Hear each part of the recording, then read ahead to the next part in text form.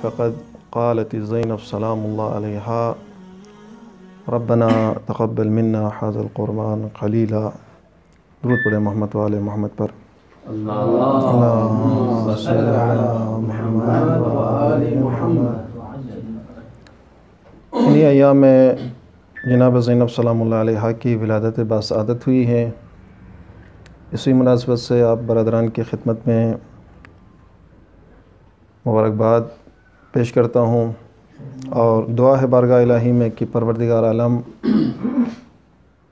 اس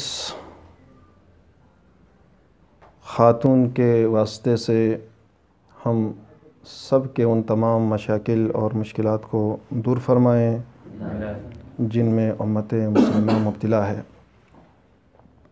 اگرچہ میرا موضوع ثقافت اسلامی ہے، لیکن چونکہ مناسبت جناب ثانیہ زہرا سلام اللہ علیہا کی ولادت ہے، اسی حوالے سے چند عرائض آپ کی خدمت میں عرض کرنے کی کوشش کروں گا. کچھ دن پہلے بھی حضرت زہرا سلام اللہ علیہا کی وفات کے مناسبت سے حسینیہ میں برادران کی خدمت میں عرض کیا تھا کہ انسان کی فطرت میں یہ چیز موجود ہے کہ انسان دنیا کے اندر زندگی گزارتے وقت ہر مرحلے میں کسی نہ کسی کو اپنے لیے نمونۂ عمل سمجھتا ہے. چاہے معاشی زندگی ہو، چاہے سیاسی زندگی ہو، چاہے اقتصادی زندگی ہو یا اخلاقی زندگی ہو، انسان نہ چاہتے ہوئے بھی کسی کو اپنے لیے نمونۂ عمل سمجھتا ہے. اسی وجہ سے ہم دیکھتے ہیں معاشرے کے اندر یا اسی طریقے سے مثلاً وہ نوجوان یا وہ خواتین جو اس وقت جو سکول میں تعلیم حاصل کرتے ہیں، کسی سے بھی پوچھے آپ کیا بننا چاہتے ہیں تو وہ جس سے متاثر ہے اسی کا نام دیتے ہیں. یا اسی طریقے سے کسی سے پوچھے کہ آپ مکان کس طرح کا بنانا چاہتے ہو تو وہ کسی کی طرف اشارہ کرتا ہے کہ میں اس کی طرح مکان بنانا چاہتا ہوں. یہ انسان کی فطرت میں موجود ہے، یہ ایک حقیقت سے کوئی انسان انکار نہیں کر سکتا ہے. اس دور میں، اس زمانے میں جب ہم دیکھتے ہیں تو نمونۂ عمل قرار دینے میں خواتین کے لیے پروردگار عالم نے کچھ عظیم خواتین کو نمونۂ عمل قرار دیا ہے ان کی زندگی کے لیے.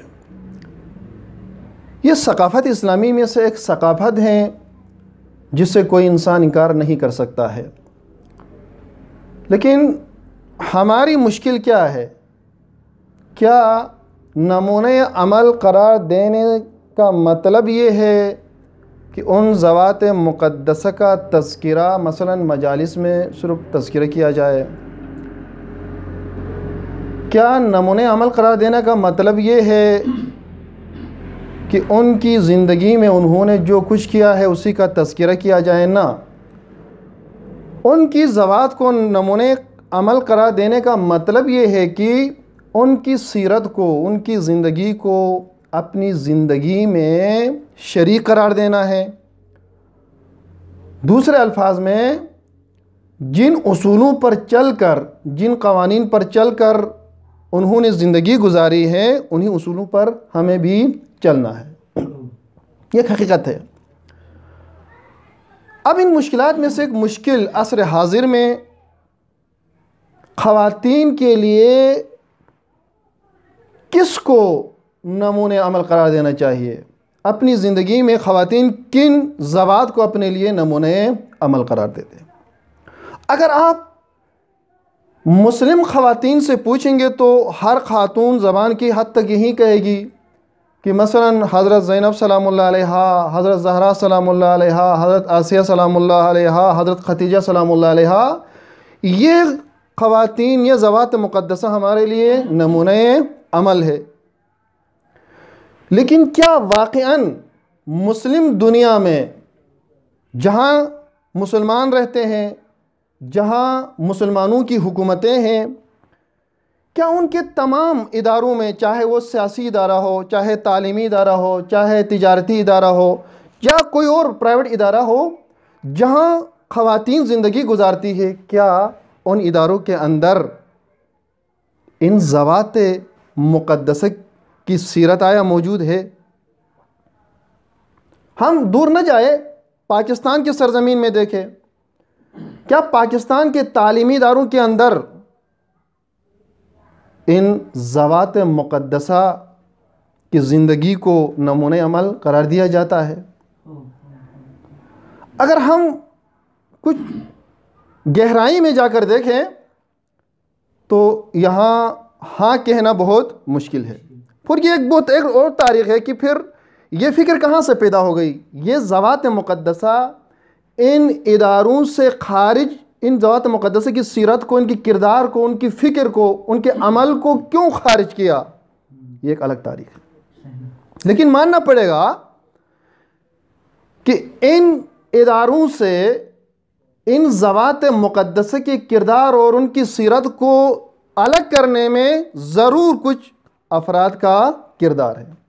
ان میں سے ایک اشارہ کروں گا کسی ایک مثال کی طرف۔ مثلا پاکستان میں سر سید احمد خان کو ایک بہت بڑا ہیرو سمجھا جاتا ہے، یہ آپ قبول کریں گے؟ جبکہ پاکستان کی سرزمین میں مغربی فکر کو رائج کرنے میں سب سے زیادہ جس نے کام کیا ہے وہ سر سید احمد خان ہے۔ آج پاکستان میں پاکستانی ثقافت کو اسلامی ثقافت کو نظر انداز کر کے مغربی ثقافت کی جو تعریفیں کرتے ہیں ہمارے پڑھے لکھے افراد، یہاں تک کہ جو کہا جاتا کہ اسلام اس زمانے کے لیے تھا، اسلام کا قانون اس زمانے کے لیے تھا، اسلام کا نظام اس زمانے کے لیے تھا، اب اسلام پرانا ہو چکا ہے، اب اسلامی ثقافت کو چھوڑ کر ہمیں مغربی ثقافت اپنانا چاہیے۔ اب اسی فکر نے اس قدر اثر کیا ہے کہ تعلیمی اداروں کے اندر جہاں خواتین کو جناب زینب و جناب زہرا و جناب خدیجۃ الکبریٰ و جناب حضرت آسیہ، ان جیسی خواتین کی زندگی کو اپنے لیے نمونۂ عمل قرار دینا چاہیے، وہاں پر ہماری خواتین مغربی خواتین کی زندگی کو اپنے لیے نمونۂ عمل قرار دیتی ہے۔ یہ ایک حقیقت ہمیں قبول کرنی چاہیے یہ باتیں۔ مثلا آج کالجوں کے اندر، یونیورسٹیز کے اندر جہاں مسلم خواتین پڑھتی ہے،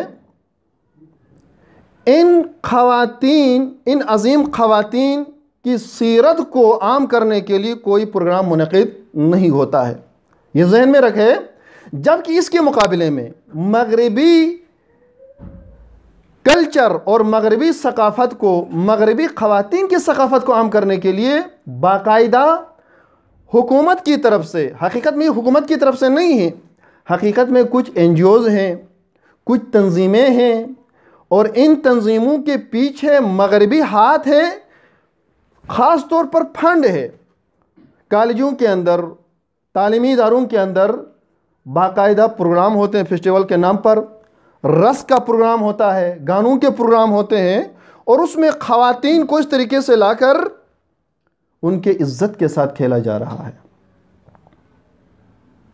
جس کے نتیجے میں آج پاکستان میں تعلیمی اداروں کے اندر خواتین کی فکر اس حد تک پہنچ گئی ہے کہ ایک خاتون پردے کے ساتھ کسی تعلیمی ادارے میں رہنا وہ قباحت محسوس کرتی ہے، کراہت محسوس کرتی ہے۔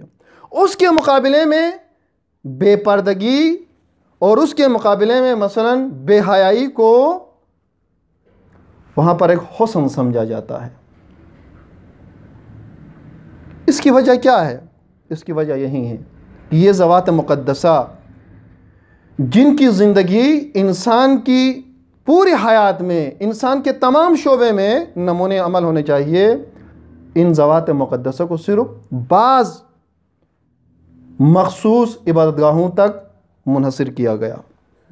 انہی ذوات میں سے چونکہ وقت نہیں ہے، جناب زینب سلام اللہ علیہا کی زندگی ہے۔ اب اس کی ذات پر بھی گفتگو کرنے کے لیے مجھ جیسا طالب علم اس مختصر وقت میں گفتگو نہیں کر سکتا ہے۔ ان کی تقوی، زہد، صبر، جیسا کہ آغاز صاحب نے اشارہ کیا، اطاعت، ایمان، ہر لحاظ سے، لیکن چونکہ آغا نے چھیڑا ہے ایک بحث کو، مثلا صبر کو آپ لے لیں، صبر کے حوالے سے یہ خاتون صبر کے حوالے سے کس عظیم مقام تک پہنچی تھی. انسان اگر کبھی تنہائی میں بیٹھ کر سوچے تو انسان پریشان ہوتا ہے کہ کیا اس خاتون نے ایک عام طاقت، ایک عام دنیا میں جو انسان ایک عام طاقت کے ساتھ کسی مشکل کے ساتھ مقابلہ کرتا ہے، واقعاً ایک عام طاقت کے ساتھ اس خاتون نے اس طریقے سے ان مشکلات کا مقابلہ کیا تو واقعاً مشکل ہے. عام طاقت نہیں ہے، ایمانی قوت کے ساتھ اس خاتون نے مقابلہ کیا. آپ اندازہ کریں جب یہ خاتون مقتل پہنچ جاتی ہے، جب شہداء کے لاشوں کو دیکھتی ہے، جہاں سید الساجدین بھی پریشان ہوتے ہیں، چہرے کا رنگ تغیر ہوتا ہے، تو وہاں ثانی زہرا سلام اللہ علیہا آ کر سید الساجدین کو حوصلہ دیتی ہے اور نہ صرف حوصلہ دیتی ہے، اس کے بعد بائی کے لاش کو اٹھا کر دعا کرتی ہے کہ پالنے والے پروردگار ہم سے اس مختصر قربانی کو اپنی بارگاہ میں قبول فرما. خصوصاً بھی علماء فرماتے ہیں جب انسان پر تمام مصیبتیں آ جائیں، اب مزید مصیبتیں اگر انسان کے سامنے نہ ہوں، جب انسان مایوس ہوتا ہے تو وہاں پھر انسان خدا کو چھوڑ دیتا ہے. میں آپ کو ایک مثال دوں گا. جب کشمیر میں زلزلہ آیا تھا تو ہم وہاں گئے تھے، تو وہاں بعض مومنین نے کہا کہ یہاں ویسے بھی پہلے سے روزہ کم رکھتے تھے مومنین، اب جب زلزلہ آیا بہت سے لوگوں کے رشتہ دار اقربا جب مر گئے تو جو بعض ان میں سے بعض نے روزہ کھایا، کہا کہ جو خدا کرنا تھا خدا نے کر دیا، اب کیا ہوگا، اب مزید کیا ہوگا.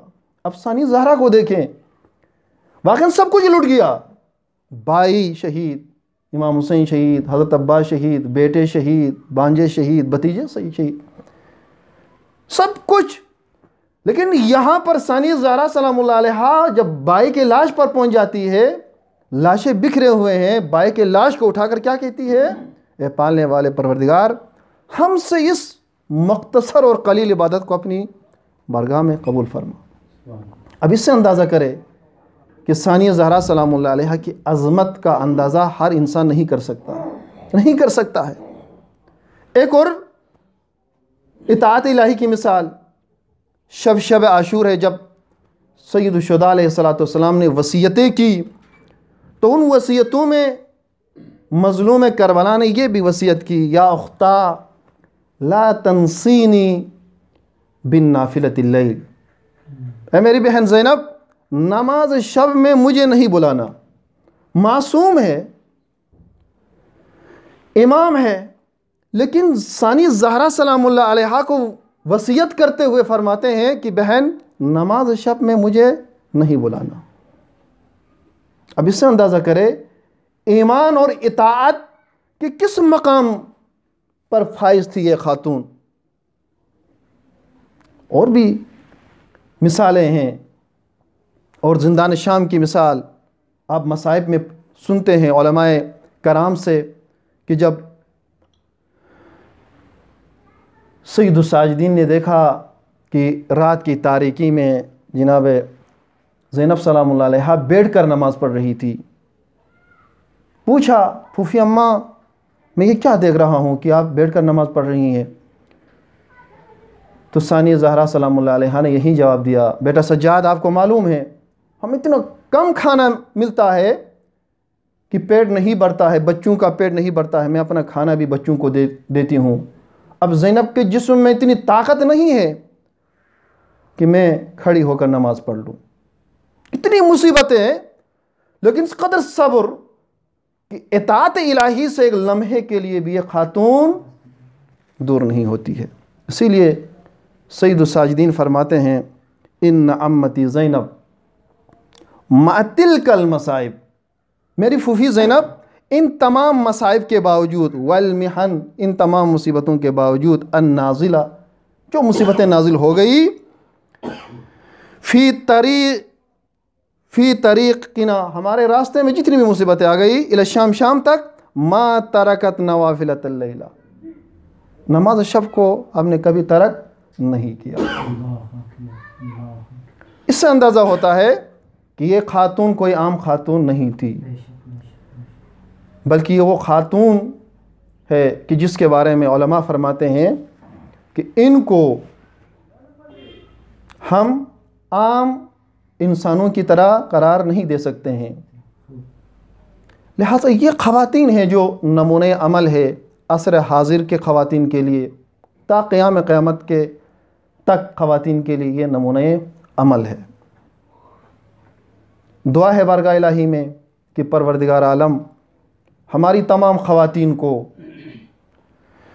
جناب زینب سلام اللہ علیہا کی زندگی، جناب زہرا کی زندگی، جناب آسیہ کی زندگی، جناب خدیجہ الکبریٰ کی زندگی، اور ان تمام خواتین کی زندگی جن کی زندگیاں راہ اسلام میں اور اسلام کے قانون کے نافذ کرنے میں اور اسلام کو نافذ کرنے میں جن کی زندگیاں صرف ہو گئی ہیں، ان کی سیرتوں پر عمل کرنے کی خدا ہماری خواتین کو توفیق عنایت کرے۔ اے پالنے والے پروردگار، مغربی ثقافت کو پالنے والے پروردگار نیست و نابود فرما۔